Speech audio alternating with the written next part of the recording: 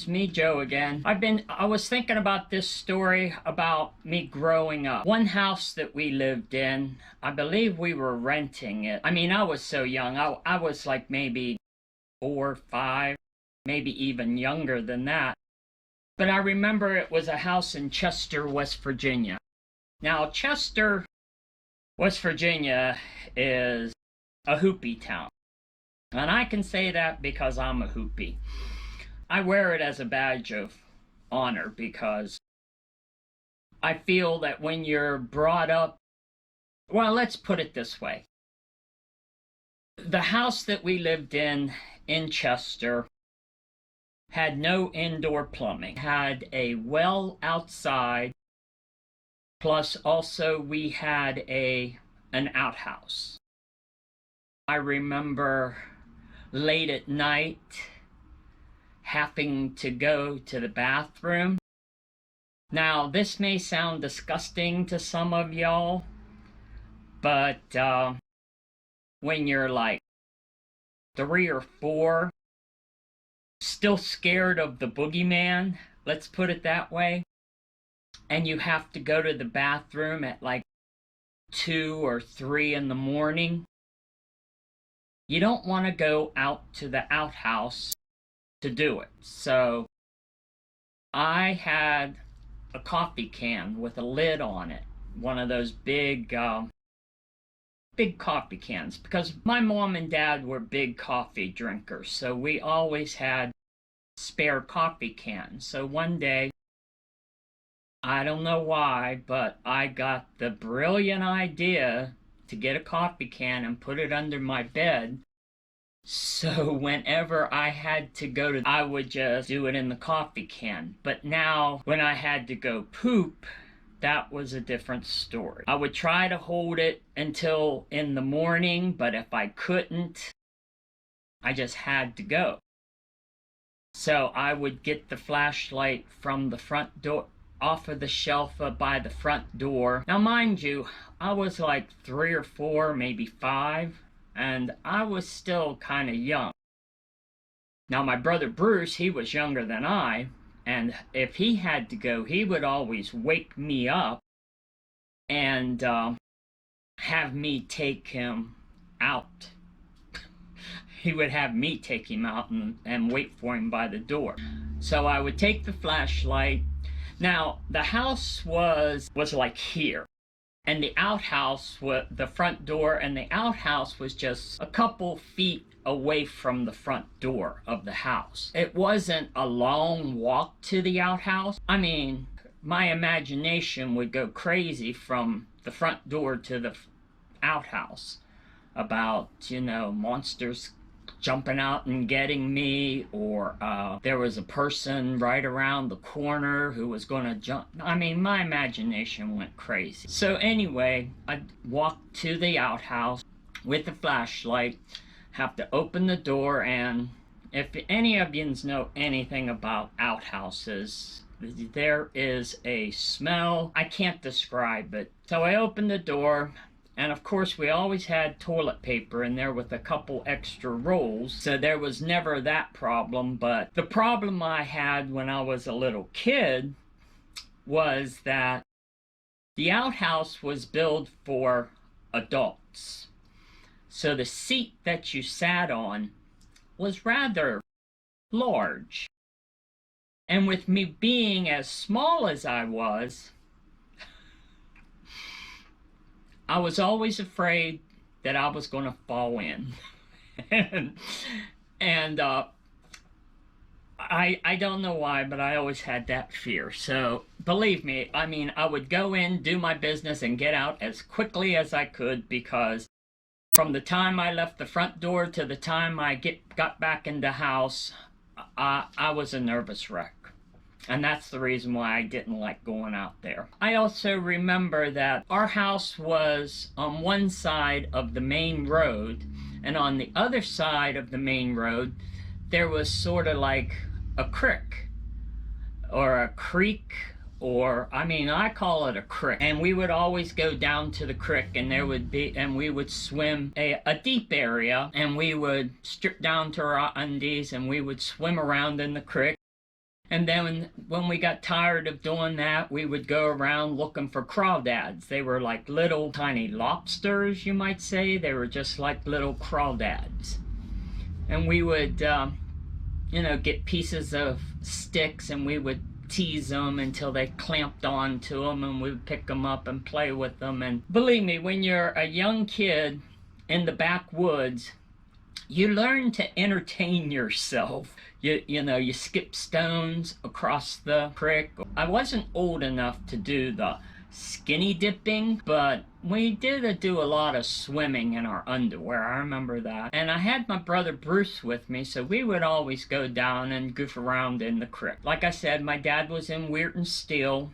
I don't know what job he did. I just know he was in Weirton Steel. He decided that we were going to move. But he was the type of person that would start a job but never finish it. He was a procrastinator. And I do believe that I inherited those traits from him. Him and Mom, I guess, bought some property in Colliers. Of course, we didn't have enough money to actually buy a house, so they invested in just a plot of land, which my dad decided that he was going to build his house on. And I got to admit that when my dad set his mind to do something, he did it well, but he never actually would finish what he started. Let's put it that way.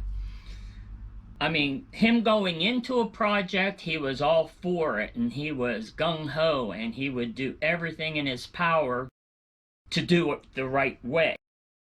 But as soon as he got into the project, I'll get into more of that later. But anyway, I think Mom and Dad got a loan. I know they got a loan because I remember the house was mortgaged, and they got a loan, and Dad started building the house. Now, of course, he started the foundation, the basement first.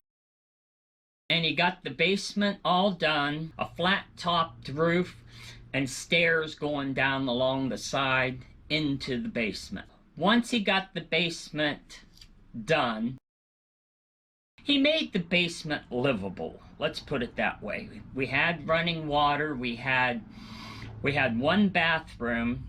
There was Mom, Dad, me, and Bruce. There was 4 of us that moved into the house. So we had 2 bedrooms, one for me and Bruce, and one for Mom and Dad, and one bathroom that was sort of like, it was a laundry room, bathroom combination. It had the washer dryer on one side of the room, and then on the other side of the room there was the bath, the toilet, and the sink on the other side. And there was a door on that side, and it had 2 doors on each side, so you could enter either way, from the bedrooms or from the kitchen living room area. So anyway, we moved into the basement. It was sort of nice because, I found it nice because, of course, I was about, I was about 5 or 6 at this time, because I remember, like I said before, I went to elementary school in Colliers. My brother Bruce, he wasn't old enough to go to school yet. I think I was like 6 or 7, and I was going into 1st grade. So I remember, up to this point, I always believed in Santa Claus. It was like it was like when Mom and Dad said, you better be getting to bed or Santa Claus is going to pass us over. I was like, boom, I was in bed. Didn't want Santa Claus to pass us over. So anyway, I remember our second Christmas living in the basement. I remember I was about 7 or 8 at this time, and I was started to doubt about Santa Claus. I sort of had my my doubts. You know what I'm saying? Now, my brother and I's bedroom was off of the living room. Now, the living room, we had our tree and everything up in the living room.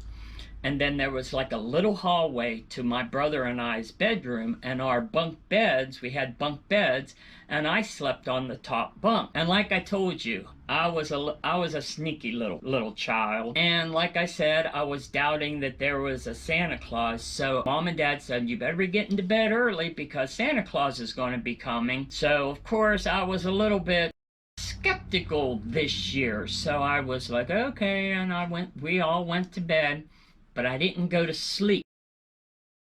I stayed up and waited, and I started hearing sounds in the living room.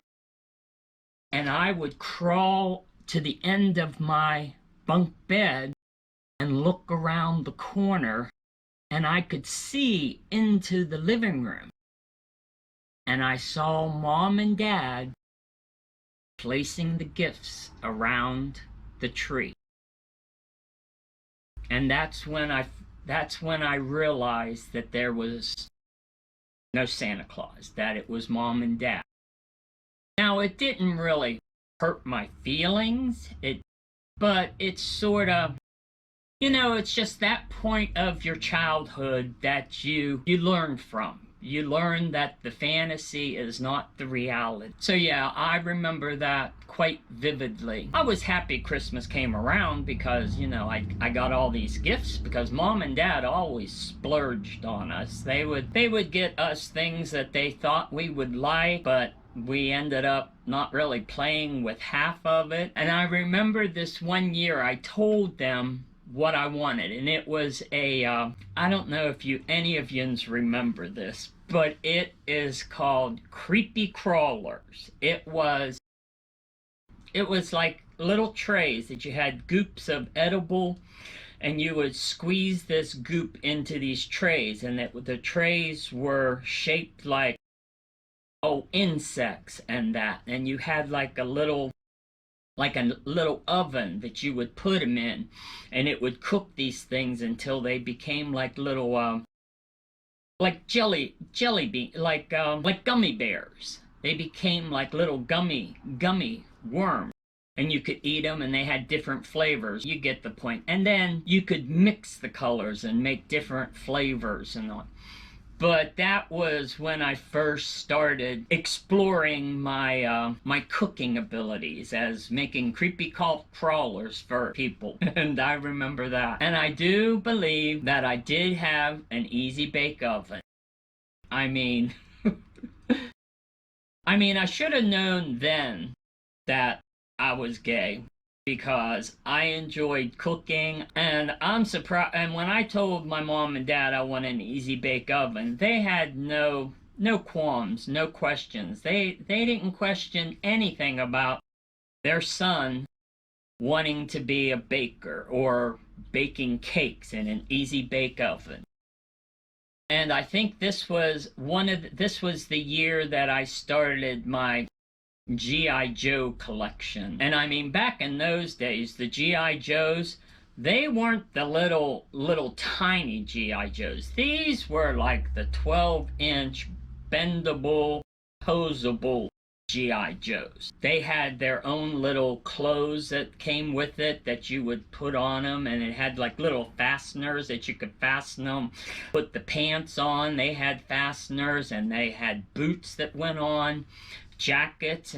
I mean, back in those days, there was no skimping on the toys, and my G.I. Joes were quite, I liked my G.I. Joes a lot. I'm going to end it here now because I believe that this is going to be another one of those sagas. So I'm going to take you through my life's journey. So we're going to end it here, and like I always say, stay safe, be kind, and I'll see you next time. Goodbye.